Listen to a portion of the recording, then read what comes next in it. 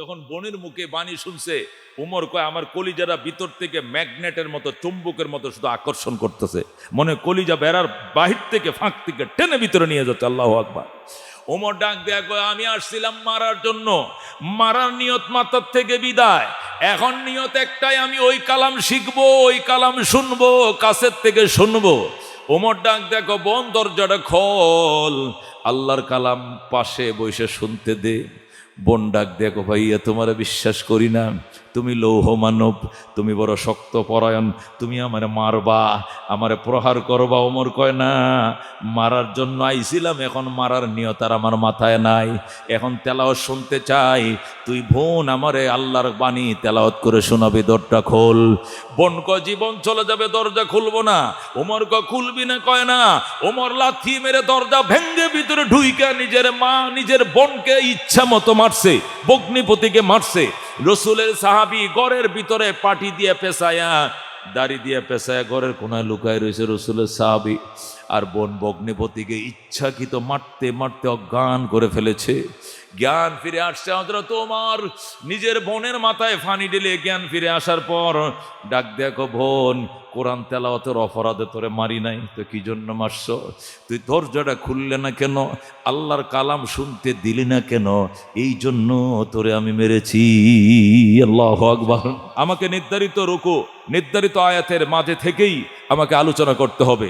আল্লাহর কোরআনের আলোচনা ডাইরেক্ট হেদায়েত, তবে শর্ত হলো বিকারী শাস্তি হবে। কি শাস্তি হবে? হেদায়েতের ভিক্ষুক শাস্তি হবে। আল্লাহ হুদাল্লিল নাস বলেন নাই, আল্লাহ হুদাল্লিল ইনসান বলেন নাই, আল্লাহ বলছেন হুদাল্লিল মুত্তাকিন। মুত্তাকিনদেরকে হেদায়েত করবে। প্রশ্ন হলো মুত্তাকিনদেরকে হেদায়েত করে লাভ কি? হে মুত্তাকিনরা তো এমনি মুত্তাকিন, এরা হেদায়েত প্রাপ্ত। কথা কোন ঠিক কিনা? মুত্তাকিনরা তো এমনি হেদায়েত প্রাপ্ত। হুদাল্লিল ডাকায়েত, হুদাল্লিল চুর বলতো যে চুরের জন্য হেদায়েত করবে, ডাকাইতরে হেদায়েত করবে, এইটা না কথা ছিল। আল্লাহ কো মুত্তাকিনদেরকে হেদায়েত, মুত্তাকিনরা তো এমনি আল্লাহওয়ালা। কথা কোন ঠিক কিনা? তো মুফাসসিরিন কেরাম বলেন মুত্তাকিন মানে মুত্তাকিন হয়ে গেছে একে বলা হচ্ছে না এখানে মুত্তাকিন। মুত্তাকিন বলতে যারা মুত্তাকিন হতে ইচ্ছুক, তাকওয়ার জন্য যারা লালায়িত, তাকওয়ার দন অর্জন করতে যারা ইচ্ছুক, যারা এর জন্য ভিক্ষুক, নিজেকে ভিক্ষুক বানিয়েছে আর 24 ঘন্টা আল্লাহর কাছে কান্দে, ইহদিনাস সিরাতাল মুস্তাকিম, ইহদিনাস সিরাতাল মুস্তাকিম, সিরাতাল্লাযীনা আনআমতা আলাইহিম গায়রিল মাগদুবি আলাইহিম ওয়ালাদ-দাল্লিন।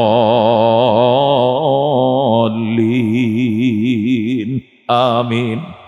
ইয়া আল্লাহ আমাকে সরল পথ দেখাও, ইহদিনাস সিরাতাল মুস্তাকিম, আল্লাহ আমাকে সরল পথ দেখান। কোন পথ?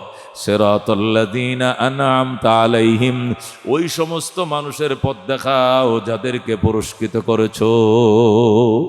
যাদেরকে কি করেছো? পুরস্কৃত করেছো, যাদেরকে পুরস্কার দিয়েছো, তাদের পথে আমারে পথ দেখাও। গায়রিল মাগদুবি আলাইহিম, অভিশপ্তদের পথে নয়। অভিশপ্ত বলতে ইহুদি, এখানে মাগদুবি আলাইহিম বলতে কি উদ্দেশ্য?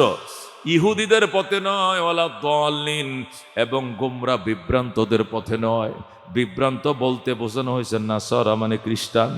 আল্লাহ শিখাইতেছে বান্দা কোলো, তোমরা বলো আলহামদুলিল্লাহ রাব্বিল আলামিন।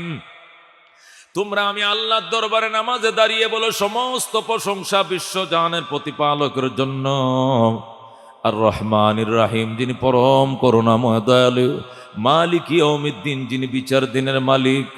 ইহদিনাস সিরাতাল মুস্তাকিম, আমাকে সরল পথ দেখান। সিরাতাল্লাযীনা আনআমতা আলাইহিম, ওদের পথে যাদেরকে পুরস্কৃত করেছেন। গায়রিল মাগদুবি আলাইহিম, অভিশপ্তদের পথে নয়। ওয়ালাদ-দাল্লিন, বিভ্রান্তদের পথে নয়।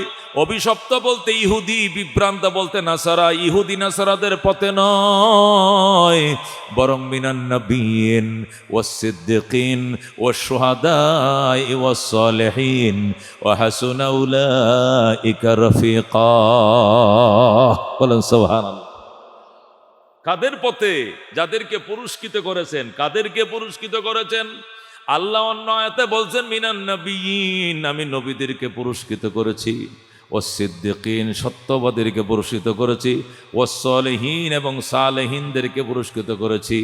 আল্লাহ রাব্বুল আলামিন বলে ওদের পথে চালাও, বলে তোমরা আমার কাছে দরখাস্ত জানাও, আমার কাছে ভিক্ষু সেজে চাইবা, আমি আল্লাহ শাহেনশাহ বলে তোমাকে আমি হেদায়েত দিয়ে দেব। সুবহান। হিদায়তের জন্য মেরে ভাই ও দোস্ত বুজুর্গ কাঙ্গাল হইতে হবে, কাঙ্গাল। কোনো গরিব মানুষ যদি ধনী মানুষের বাড়িতে কি যায়, ভিক্ষার জন্য যায়, ভিক্ষাবৃত্তির জন্য যায়, খোঁজার জন্য যায়, কিছু সহযোগিতার জন্য যায়, তো ওই লোকটা করে কি, যদি ভালো কাপড় থাকেও বাড়িতে, ওইটিরে চেঞ্জ করে পুরান কাপড় পরে, ঠিক কিনা? গরিবের যে দুই একটা লুঙ্গি নতুন নাই এমন না, দুই একটা লুঙ্গি কিন্তু গরিবেরও নতুন আছে, এটা হোর বাড়ি যাওয়ার লাগে কিনছে, ঠিক কিনা? গরিবেরও তো শ্বশুর বাড়ি আছে না? ও গরিব মানুষকে শ্বশুর বাড়িতে যায় না? ভিক্ষুককে বিয়ে করে নাই, হাগল হলে আর এক হাগলিরে বিয়ে করছে, তারও তো হোর বাড়ি আছে।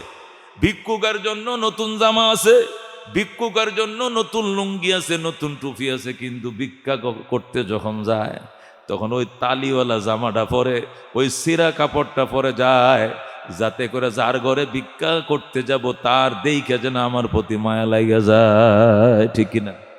আহারে বেচারা জামাটা এই শীতের দিনে 13টা তালি দিয়ে একটা জামা পরছে, আহা, এই দিয়ে তো আর ওর কি হবে না, শীত ফিরাবে না, না এর একটা জামা কেনার পয়সা দিয়ে দে। আচ্ছা একটা জামা কিনতে কত লাগে? ওই কলিমুদ্দিন কয়, আমি জানি না কত লাগে, কয় দর তোরে 500 টাকা দিলাম একটা জামা কিনিস, দ্বিতীয় মাত্র 5 টাকা।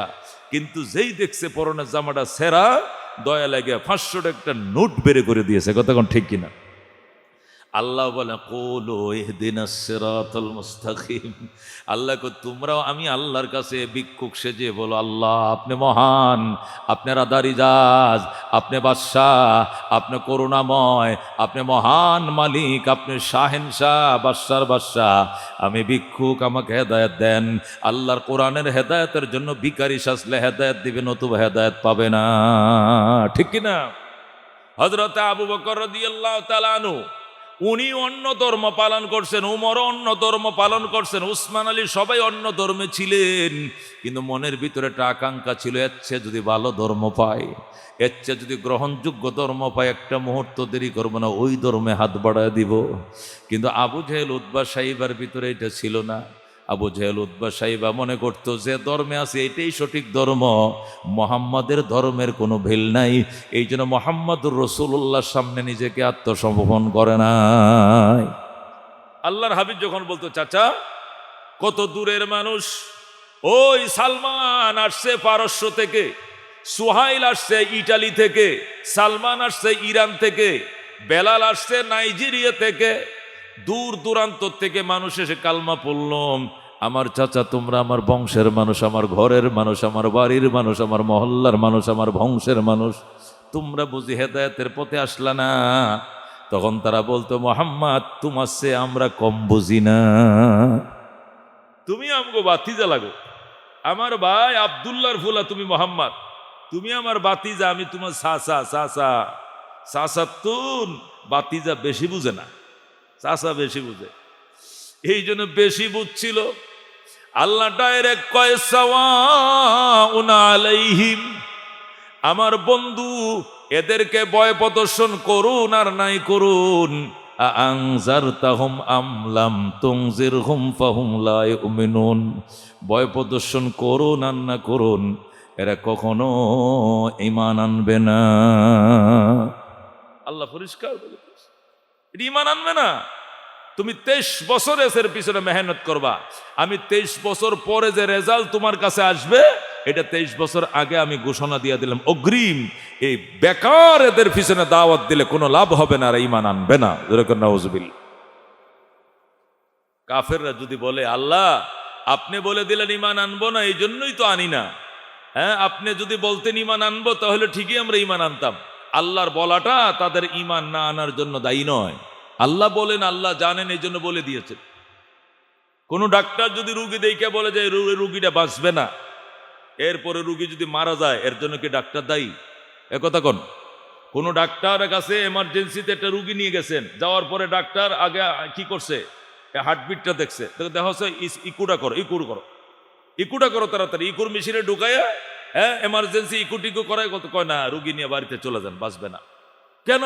কয় ধরেন সর্বোচ্চ ঘন্টাখানিক সে বাঁচতে পারে, তার হার্টবিটের অবস্থা 30-এর নিচে নেমে গিয়েছে, এই রুগী বাঁচবে না। এরপরে বলতেছে আপনি ভর্তি করেন, বাঁচবে। তারপরে ভর্তি করছে, করার 1 ঘন্টা পরে সে মারা গেছে। ডাক্তার বলছে আমি আগে বলি নাই যে মারা যাবে? এখন ডাক্তারের অফিস আদালত কম্পিউটার সব ভেঙে সুরমার করে ফেলছে। আপনি বললেন কেন রুগী বাঁচবে না? এই জন্যই তো রুগীটা মারা গেছে। এ বলার কারণে কি মারা গেছে? কোন বলার কারণে মারা গেছে? ডাক্তারি অভিজ্ঞতার থেকে সে বলছে যে আমার যে হার্টবিটের প্রয়োজনে হার্টবিট এখানে পাচ্ছি না আমি, তার যে সিমটম আমি তো তার পাচ্ছি না, তার হার্টবিট বেড়ে গিয়েছে, সবকিছু বেড়ে গিয়েছে, আমি নানান এই টেকনোলজিতে বুঝতে পারছি বাঁচবে না, এই জন্য বলছি। এর জন্য তো আমি দায়ী নই, আল্লাহ রাব্বুল আলামিনও। আল্লাহ তাআলা আমাকে বানিয়েছেন। আমার পিছনে 100 বছর দাওয়াত দিলে কি হবে না হবে এটা 100 বছর পরে যেটা আমি জানবো, আল্লাহ 100 বছর আগেই জানেন। এই জন্য অগ্রিম আল্লাহ আবু জেহেল উতবা সাইবার জন্য বলে দিয়েছেন সাওয়াউন আলাইহিম আনজারতাহুম আম লাম তুনজিরহুম লা ইউমিনুন। ভয় প্রদর্শন করুন আর নাই করুন, কোনো লাভ হবে না, এরা ঈমান আনবে না। আল্লাহ তাআলা আনবে না যে বলছেন, ইন বলার কারণেই তারা ঈমান আনে নাই। আল্লাহর বলাটা ঈমান না আনার জন্য দায়ী নয়। কথা কোন ঠিক কিনা? আল্লাহ আলিমুল গাইবি ও শাহাদা, তিনি দৃশ্য অদৃশ্য জগতের সংবাদ জানেন, এই জন্য তিনি বলে দিয়েছেন। এই জন্য আল্লাহ কি নন? দায়ী নয়। মেরে ভাই ও দোস্ত বুজুর্গ, যে কথাটা আমি আরজ করতেছিলাম সেটি হলো ভিক্ষুক সাজতে হবে কোরআনের জন্য, হেদায়েতের জন্য ভিক্ষুক সাজতে হবে। দিলকে নরম করতে হবে, মুতাওয়াজ্জিহ হতে হবে ওহির দিকে, আল্লাহর কোরআনের দিকে, আল্লাহর দিকে মুতাওয়াজ্জিহ হইয়া দিল নরম হইয়া হেদায়েতের নিয়তে শুনতে হবে। সুর সারের জন্য নয়, কণ্ঠের জন্য নয়, হেদায়েতের জন্য। আমি আল্লাহর কোরআন শিখবো, আল্লাহর কোরআন শুনবো, আল্লাহর কোরআন পড়ি কিন্তু অর্থ বুঝি না। আজকে কোরআনের অর্থ হবে, এখান থেকে তাফসীর হবে, আমি হেদায়েতের জন্য শুনবো। বাড়িতে পৌঁছার আগে আল্লাহ হেদায়েত দিয়ে দিবে, যেরকম সুবহানাল্লাহ। কিন্তু ভিক্ষুক সাজতে হবে। হযরত ওমর রাদিয়াল্লাহু তাআলা আনহু আসতে দেরি করেছিলেন, এই জন্য তিনি 49তম মুসলমান হয়েছেন, 39তম মুসলমান হয়েছেন। আর আবু বকর প্রথম দিনে ভিড়ে গেছেন, প্রথম 1 নম্বরের মুসলমান হয়ে গেছেন, যেরকম সুবহানাল্লাহ। হয়তো উমরের সিরিয়াল আসতে 39 লাগছে কেন? এতদিন তিনি দেরি করেছিলেন। এমনকি আল্লাহর হাবিবের মাথা কাটার জন্য তিনি বের হয়ে গিয়েছিলেন। কথা ঠিক কিনা? ওমরের বন্ধু ডাক দেখা, কি ওমর কই যাও? কল্লা কেটে ফেলবো। কেন? এই মোহাম্মদ খালি কোরআনটা তেলাওয়াত করে শুনাইতে দেরি, কালমাটা পড়তে দেরি হয় না। এই জাদুর কালাম আর পড়তে আমি দিব না, ওকে মেরে ফেলবো। যেরকম নাউজুবিল্লাহ, ওকে মেরে ফেলবো। ওমরের বন্ধু ডাক দেখায়, ওমর একটা এতিম মানুষ, এতিম হয়ে জন্ম নিয়েছে, জানি না কোনোদিন কাকে কটু বাক্য বলতে, শক্ত কথা বলতে। আজকে কেন গো তুমি তারে মারার জন্য পাগল হয়েছো? এই কোরআন এটা এমন জাদুর কালাম, এটা পড়লে সোদা মধু আকৃষ্ট হয়ে কালমা পরে মুসলমান হয়ে যায়। তো মোহাম্মদ যদি কোরআন তেলাওয়াতের জন্য যদি মোহাম্মদ দায়ী হয়, তাকে মেরে ফেলবা, তাহলে ঘরের বিচার আগে করো মিয়া। ঘরের বিচার মানে তোমার বোন ফাতেমা বিনতে খাত্তাবরে চিনো? আমার আপন বোন, ছোট বোন। সাইদ ইবনে যায়েদকে চিনো? আমার আপন ভগ্নিপতি। দোনোটাকে দেখে আইছি। হযরত উবাই ইবনে কাব রসুলের কারি সাহাবী, উনি কারি সাহেব, মানুষকে কোরআন শেখায়। উবাইরে দাওয়াত দেয়া ঘরে নিয়া তোমার বোন ভগ্নিপতিকে এখন শুনে আসি মধুর কণ্ঠে কোরআন পড়তেছে। সুবহানাল্লাহ। আগে ওদের বিচার করো, ওদের বিচার করো, পরে নবীর বিচার করবা। উমর ক অসম্ভব, তুই মিথ্যা বলছিস। আমি সত্য বলছি, আমার লগে চল, আমার সঙ্গে চল। হযরত ওমর আল্লাহ নবী সাল্লাল্লাহু আলাইহি সাল্লামের কলিজার টুকরা সাহাবী নিয়ে ঘরে গেছে। যায় খেজুর পাতার বেড়ার ফাঁকে কান লাগায় শোনে ওমরের বোন ভগ্নিপতি রসুলের সাহাবী কারি সাহেবের জবান থেকে সূরা তোয়াহা মুখস্থ করতেছে। সূরা তোয়াহা পড়তেছে, জোরে জোরে পড়তেছে। বোন জানে ভাই মারলে মারক, মরে যাব, কোরআন ভুলবো না। আল্লাহু আকবার। হযরতে ফাতেমা বিনতে খাত্তাব, নবীর মেয়ে ফাতেমা না, ফাতেমা বিনতে খাত্তাব উমর ইবনুল খাত্তাব, মানে খাত্তাবের মেয়ে। খাত্তাব হলো উমরের বাপের নাম। ফাতেমা বিনতে খাত্তাব ঘরের ভিতরে বইসাম নিজের স্বামী সহ রসুলের সাহাবীর কাছে সূরা তোহা পড়তেছে। তোহা মা আনজালনা আলাইকাল কুরআনা লিতাশকা ইল্লা তাযকিরাতাল লিমান ইয়াখশা তানসীলাম মিম্মান খালাকাল আরদা ওয়াস সামাওয়াতিল উলা আর রহমানু আলাল আরশি ইস্তাওয়া। সুবহানাল্লাহ। যখন বোনের মুখে বাণী শুনছে, উমর কয় আমার কলিজারা ভিতর থেকে ম্যাগনেটের মতো, চুম্বকের মতো শুধু আকর্ষণ করতেছে। মনে কলিজা বেড়ার বাহির থেকে, ফাঁক থেকে টেনে ভিতরে নিয়ে যাচ্ছে। আল্লাহু আকবার। ওমর ডাক দেয়া কয়, আমি আসছিলাম মারার জন্য, মারার নিয়ত মাথার থেকে বিদায়, এখন নিয়ত একটাই, আমি ওই কালাম শিখবো, ওই কালাম শুনবো, কাছের থেকে শুনবো। ওমর ডাক দেখো, বোন দরজাটা খোল, আল্লাহর কালাম পাশে বসে শুনতে দে। বোন ডাক দেখো, ভাইয়া তোমার বিশ্বাস করি না, তুমি লৌহ মানব, তুমি বড় শক্ত পরায়ণ, তুমি আমারে মারবা, আমারে প্রহার করবা। ওমর কয়, না, মারার জন্য আইছিলাম, এখন মারার নিয়ত আর আমার মাথায় নাই, এখন তেলাওয়াত শুনতে চাই। তুই বোন আমারে আল্লাহর বাণী তেলাওয়াত করে শোনাবি, দরজা খোল। বোন কয়, জীবন চলে যাবে, দরজা খুলবো না। ওমর কয়, খুলবি না? কয় না। ওমর লাথি মেরে দরজা ভেঙ্গে ভিতরে ঢুইকা নিজের মা নিজের বোনকে ইচ্ছা মতো মারছে, বগ্নিপতিকে মারছে।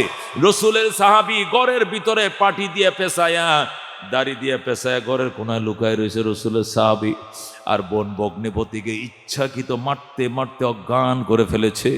জ্ঞান ফিরে আসছে হযরত ওমর, নিজের বোনের মাথায় ফানি ঢেলে জ্ঞান ফিরে আসার পর ডাক দেখো, বোন, কোরআন তেলাওয়াতের অপরাধে তোরে মারি নাই তো কি জন্য মারছ?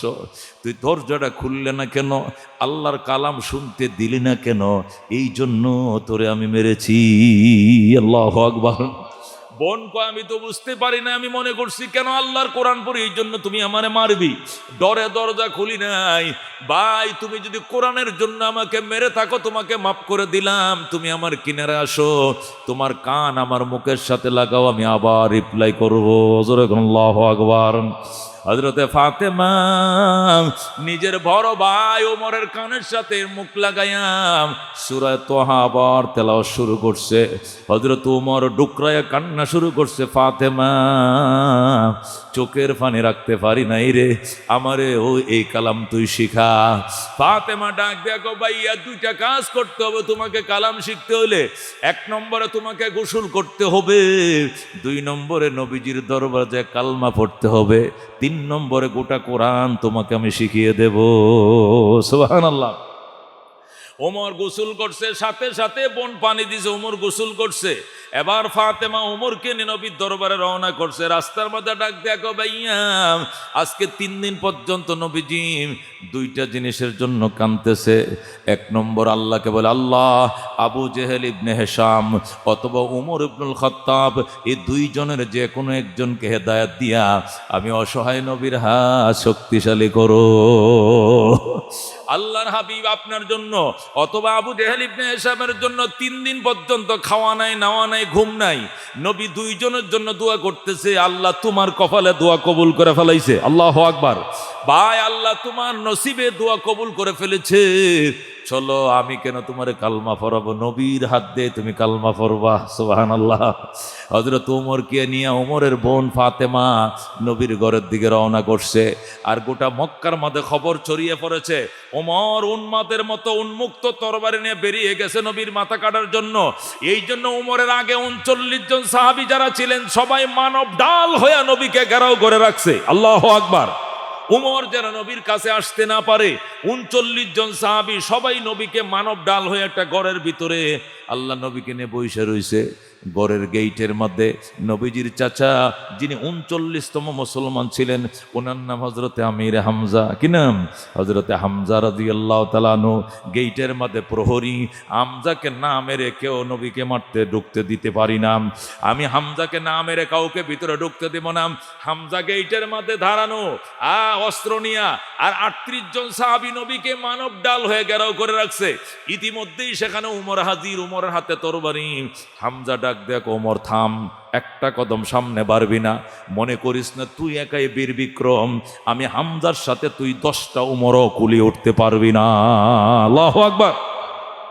ওমর, তুই নবীর কল্লা কাটতে আইছো, আমরা জানছি, আমাদের কাছে সংবাদ আসছে তুই নাকি উন্মুক্ত তরবারি নিয়ে বেরিয়েছিস নবীর মাথা কাটার জন্য। মনে রাখিস, হামজা থাকতে নবীর গায়ে একটা আসুর লাগতো, আমি ওমর তোরে দেব না।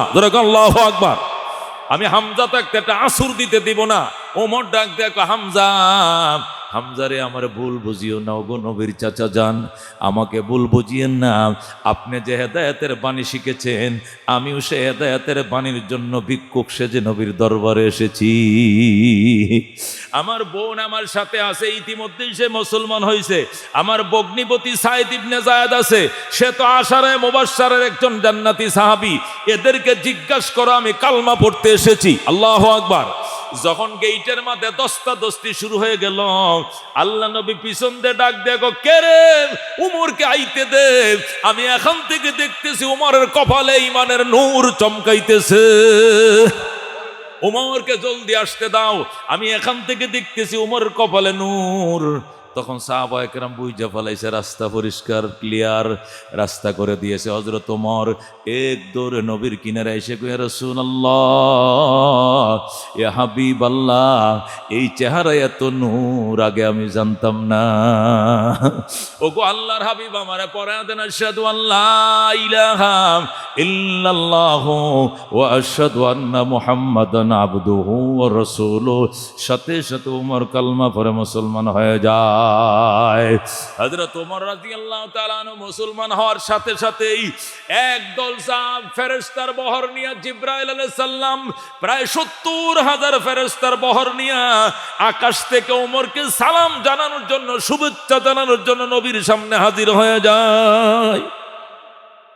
আল্লাহর হাবিব সাল্লাল্লাহু আলাইহি সাল্লাম বলেন, কাহারও ইসলামের জন্য আকাশ থেকে এত ফেরেশতা অভ্যর্থনা জানাইতে কোনোদিন আসে নাই। ওমরের ইসলামে যেভাবে ফেরেশতার বহর নাম ছিল, সুবহানাল্লাহ, ৪০,০০০ মতান্তরে ৭০,০০০ ফেরেশতার বহর নিয়া, ফুলের তোড়া নিয়া ওমরকে শুভেচ্ছা জানানোর জন্য মদিনায় হাজির হয়ে যায় ফেরেশতার দল। বলেন আল্লাহু আকবার। এ মেরে ভাই ও দোস্ত বুজুর্গ, হযরত ওমর রাদিয়াল্লাহু তাআলা আনহু যেদিন ইসলাম গ্রহণ করেছে, এই দিন থেকে ইসলাম ওপেন হইছে। মুসলমান নিজের পরিচয় মুসলমান দিত না, দিয়ে পারত না, মেরে ফেলতো, প্রহারের শিকার হতো, অপমান অপদস্থ করা হতো। ওমর মুসলমান হওয়ার পরে নবীরে ডাক দেয়, কয়, ইয়া রাসূলুল্লাহ, হাবিবাল্লাহ, ফাদাকা আবি ওয়া উম্মি, আমার মা বাবা আপনার জন্য কুরবান হোক। আপনাকে কারা কারা হুমকি দিয়েছিল এদের নামের লিস্টিটা দেন। যে তরবারে দিয়ে আপনার মাথা কাটতে আইছিলাম, তরবারে রাইখে আইছি গেইটে, ওই তরবারে নিয়া ওদের মাথাগুলো কাটবো, এরপরে প্রতিশোধ নেব। জোরে আল্লাহু আকবার। নবী ডাক দেখ, ওমর খবরদার পাগলামি করো না। মানুষ বলবে ইসলাম মানুষ খুন করে প্রতিষ্ঠা হয়েছে, মানুষ খুন করে ইসলাম প্রতিষ্ঠা হয় নাই, আদর্শের জুড়ে ইসলাম প্রতিষ্ঠা হয়েছে। এটাই প্রমাণ করতে চাই, কাহারও মাথা কাটা লাগবে না। যারা আমাকে গালি দিয়েছে আমি তাদেরকে মাফ করে দিয়েছি, যারা আমাকে অপমান করেছে আমি তাদেরকে ক্ষমা করে দিয়েছি, যারা আমার রাস্তার ব্যারিকেড দিয়েছে তাদেরকে আমি ক্ষমা করে দিয়েছি, হেদায়েতের জন্য দোয়া করে দিয়েছি। যেরকম আল্লাহু আকবার। ওমর কথা হলে অন্তত আমাকে বাইতুল্লাহ যেতে দেন, কারণ আবু জেহেলের বাহিনী তো অপেক্ষায় আছে। আমি আপনার মাথা নিয়ে যাব, কল্লা নিয়ে যাব। আমি যে কল্লা নিব না, আমি যে কালমা নিতে এসেছি একটু জানায় দে। সুবহানাল্লাহ। ঠিক আছে, তরবারি রেখে যাও। ওমর বলে, হুজুর তরবারি নিয়ে সমস্যা নাই, তরবারি কোষার মাঝে থাকবে, আমি কার উপর আঘাত করব না, কথা দিলাম। নবী কো ঠিক আছে, তরবারিটা কোমরের কোষার মাঝে গাড়াইয়াম। হযরত ওমর আল্লাহর ঘর তওয়াফ করে, লাব্বাইক আল্লাহুম্মা লাব্বাইক, লাব্বাইক লা শারীকা লাক লাব্বাইক, ইন্নাল হামদা ওয়ান নি'মাতা লাক ওয়াল মুলক লা শারীকা লাক। আল্লাহু আকবার। হযরত ওমর আল্লাহর ঘর তওয়াফ করে আর বলে, আল্লাহ তোমার সাথে কোনো শরীক নাই। এরপরে ডাক দেখো বেঈমানের দল, ও মক্কার মুনাফিকের দল, মুশরিকের দল, আমি ওমর ইবনুল খাত্তাব বলছি, এ পত্তলিকের গোষ্ঠীরাম, মূর্তি পূজারীরা শোনো, আমাকে পাঠাইছিলেন নবীজির কল্যাণের জন্য, কল্যাণ এনে কালমা নিয়ে এসেছি। আজকে থেকে ইসলাম ওপেন করে দিলাম। আল্লাহু আকবার। মুসলমান আজকের থেকে সাহস নিয়ে চলবে, মুসলমান ওপেন চলবে। যদি মুসলমানের গায়ে আঘাত করার সাহস করু, তাহলে বউ থেকে বিদায় নিয়ে আইসো। কয় কেন? বউ বিধবর সম্ভাবনা আছে, মা থেকে বিদায় নো, মা সন্তান হারার সম্ভাবনা আছে, সন্তান থেকে বিদায় নিয়ে আইসো, সন্তান এতিম হওয়ার সম্ভাবনা আছে। সুবহানাল্লাহ। এই বলে হযরত ওমর যখন হুঙ্কার দিল, মক্কার মাটি থরথর করে কম্পন শুরু হয়ে গেল। আবু জেহেল তদন্ত কমিটি গঠন করছে, কি কারণে ওমর মুসলমান হলো। আবু জেহেল, উতবা, সাইবা, তিনজন। কয়জন? আবু জেহেল, উতবা, সাইবা। এই তদন্ত কমিটির সদস্য তিনজন, সভাপতি আবু জেহেল। রাত্রিবেলায় পরীক্ষা করার জন্য আইছে। শুনছি উমর বোনের তেলাওয়াত শুনে মুসলমান হইছে। তেলাওয়াতের ভিতরে এমন কোন আকর্ষণ আছে, কোরআনের ভিতরে এমন কি আকর্ষণ আছে, সল শুনতে যাব। এই বলে রাত্রিবেলায় আবু জেহেল, ওতবা, সাইবা তিনজন আইসা নবীজির ঘরের পিছন দিয়ে দাঁড়াইছে। খেজুর পাতার বেড়া ফাঁক দিয়া কান লাগায়া শুনতেছে আল্লাহ নবী সূরা আর রহমান তেলাওয়াত করতেছে। আল্লাহর হাবিব বলে, ফাবি আইয়ি আলা রাব্বিকুমা তুকাদ্দিবান। ওরে জিন ইনসান, আল্লাহর কোন কোন নিয়ামতকে অস্বীকার করবে? আবু জেহেলকে অস্বীকার করার কোনো উপায় নাই, উপায় নাই। যখন আল্লাহু আকবার। আবু জেহেল পিছন দিয়ে বলে, অস্বীকার করার উপায় নাই। এগুলো বলে আর চোখ দিয়ে ফানে সেরে কান্দে। উদ্বাই বস কান্দেন কিল্লে গিয়া?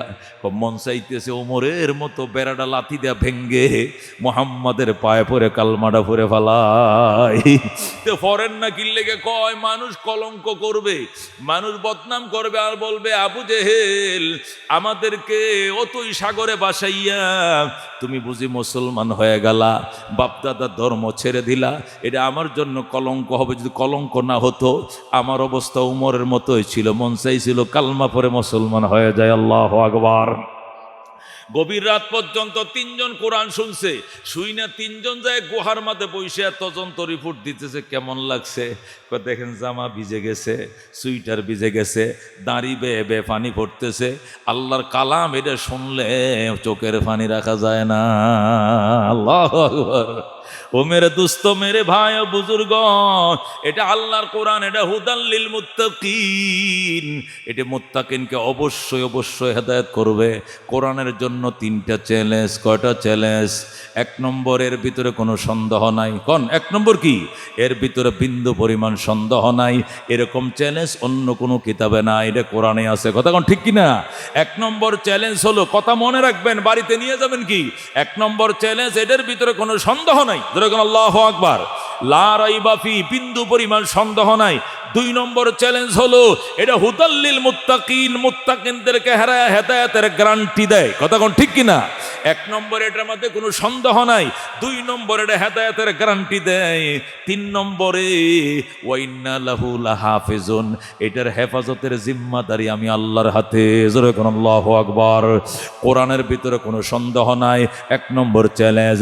দুই নম্বর, কোরআন হলো ডাইরেক্ট হেদায়েত। দুই নম্বর চ্যালেঞ্জ। তিন নম্বর চ্যালেঞ্জ হলো, একটা জবর জের পরিবর্তন করার বাপের জবেডা এই পৃথিবীতে জন্ম লয় নাই।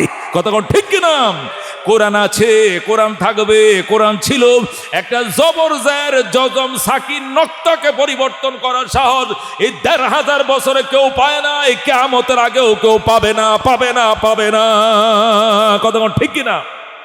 মনের মাঝে শুধু এই বেদনা, আসবে কবে সেই সূর্য সেনা, যারা করবে জারি কোরআনে যে ধরায়, যারা করবে জারি কোরআনে যে ধরায়। ঠিক কিনা? যাদের বাবে আজ এই হতাশা পূরণ করিবে যারা জাতির আশা, তাদেরই পথ চেয়ে আমি অসহায়, করব জানি কোরআনে যে ধরায়, যারা করবে জারি কোরআনে যে ধরায়, মনের মাঝে শুধু এই বেদনা, আসবে কবে সেই সূর্য সে না যারা করবে জানি কোরআনে যে ধরায়। 53 বছরে সব দেখছি, একবারের মতো আল্লাহর কোরআন দেখতে সংসদে কারা কারা রাজি আছো? হাত বাড়াও। লিল্লাহি তাকবীর। আল কোরআনের আলম, আল হাদিসের আলম, আল্লাহ তুমি কবুল করো, জোরে কোন আমিন। মেরে ভাই ও দোস্ত বুজুর্গ, রিপোর্ট দেওয়ার পর সংসদ থেকে তারা আইন পাস করছে। কি আইন? আজকের থেকে প্রজ্ঞাপন জারি করা হলো, আল্লাহর কোরআনের তেলাওয়াত হলে বিঘ্নতা ঘটাইবা, তাফসির হলে ডিস্টার্ব করবা, অযথা ঝগড়া লাগাইবা, ক্যাসাল তৈরি করবা, যেন ঠান্ডা মাথায় তাফসির মানুষে শুনতে না পারে। আছে না নাই? যে কোনো তাফসির মাহফিল, ওয়াজ মাহফিল দেখবেন, আঙ্গুল বাজা লইয়া, জিলাফি লইয়া, গজা লইয়া, কসমিটের দোকান লইয়া, দোকান বসা নিয়ে, খারানে নিয়ে হুদায় ঝগড়া লাগে গেছে। কথা ঠিক কিনা? অর্থাৎ শয়তান মানুষের শুরুতে ভিতরে ঢুকে কাস্টমার সেজে, আমি উনার আগে লাইনে দাঁড়াইছি, আমার সিগারেটটা আগে না দিয়ে উনারা দিলেন কেন? এই দোকানে এনে বসতে পারবে না, সরেন, উঠেন উঠেন দোকান। এই দোকান হলো, আমি উঠবো কেন? এক কথায় দুই কথায় অযথা একটা সিগারেট নিয়ে ঝগড়া লাগে পুরো মাহফিল পন্ডল হয়ে যায়। এরকম বহু ইতিহাস আমার জানা আছে। কথা ঠিক কিনা? এই জন্য বন্ধু, মেরে ভাই ও দুস্থ বুজুর্গ, বেঈমানরা কাফেররা যখন রিপোর্ট পাইছে আল্লাহর কোরআনের শোধায় ওমর কালমা পড়ে মুসলমান হইছে, তখন তারা সংসদ থেকে বিলান করছে, ওয়াকাল আল্লাযীনা কাফারু লা তাসমাউ লিহাযাল কুরআন ওয়ালগাউ ফীহি লাআল্লাকুম তাগলিবুন। কাফেররা সিদ্ধান্তে উপনীত হলো এবং তারা প্রজ্ঞাপন জারি করে ফেললো। সংসদ, মক্কার সংসদ থেকে তারা প্রজ্ঞাপন জারি করে বলল, লা তাসমাউ লিহাযাল কুরআন, আজকে থেকে তোমরা কেউ কোরআন শোনো না। উমরের মতো লৌহ মানব যদি কোরআন শুনে কালমা পড়তে পারে, তুমি আর আমি এটা কোনো ব্যাপারেই না। 2 মিনিট ঠিকবা না, কোরআনের সামনে মুসলমান হয়ে যাইবা। এই জন্য আজকের থেকে কেউ আল্লাহর কোরআন শুনতে পারবা না। কি করব? ওয়ালগাউ ফীহি, আরো ডিস্টার্ব করবা কোরআনের তাফসিরে, লাআল্লাকুম তাগলিবুন, তাহলেই মাত্র বিজয় ধরে রাখতে পারবা। জোরে কর নাউযুবিল্লাহ। আল্লাহ তখন পাল্টা কর্মসূচি দিয়ে বলে, আল্লাহ বলেন, ওয়াইদা কুরিয়াল কোরআন, আমি পাল্টা কর্মসূচি দিচ্ছি, শোন দুনিয়ার মুসলমান, ও জগৎবাসী শুন, ফাসতামিউ লাহু ওয়া আনসিতু, আল্লাহর কোরআনের তাফসীর যেখানে হবে, তেলাওয়াত যেখানে হবে, কান লাগায় শুনবে, মনোযোগ দিয়ে শুনবে এবং নীরব থাকবে। আমি আল্লাহ কথা দিলাম, লাআল্লাকুম তুরহামুন, তুই রহমের মালিক হবি। ও মেরে ভাই দুস্থ বুজুর্গ, তারাও কর্মসূচি দেয়, আল্লাহ পাল্টা কর্মসূচি দেয়। আমাদের কার কর্মসূচি মানতে হবে? কারটা? আল্লাহরটা। কথা ঠিক কিনা? কাফেরদের কর্মসূচি, লা তাসমাউ লিহাযাল কুরআন, এই কোরআন শোনো না, শ্রবণ করিও না। ওয়ালগাউ ফীহি, ডিস্টার্ব করো, ফেসলা গাও, ঝামেলা তৈরি করো, ক্যাসাল তৈরি করো, লাআল্লাকুম তাগলিবুন, তাহলে বাপদাদার ধর্ম টিকায় রাখতে পারবা। আল্লাহ উল্টা কর্মসূচি দিয়ে ওয়াইদা কুরিয়াল কোরআন, এই পাগল, কোরআন তেলাওয়াত যেখানেই শুনবে, ফাসতামিউ লা, দৌড়াইয়া যাবে, কান লাগায় শুনবে, দূরের থেকে শুনবি না, কাছে যাইয়া শুনবে, কান দিয়া যেন শোনা যায়, নীরব থাকবে যেন হেদায়েত কলিজায় ঢুকে। জোরে কোন আল্লাহু আকবার।